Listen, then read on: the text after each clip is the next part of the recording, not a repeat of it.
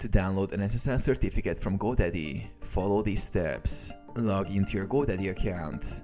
Visit the GoDaddy website and log in with your account credentials. Access your SSL certificates. From the dashboard, click on My Products. Scroll down to the SSL certificate section and find a certificate you want to download. Next to the certificate, click on the Manage button. Download the SSL certificate. Under the Manage section, you will see the option to download your SSL certificate. Choose the type of server you're using. Once selected, click Download to begin the download of the SSL certificate files. Install the SSL certificate. After downloading the SSL certificate, you will typically get a zip file that contains the necessary files. Follow the instructions provided by GoDaddy for your specific web server to install the SSL certificate. This usually involves uploading the certificate files to your web hosting server via cPanel or an SSL management panel. Verify the installation.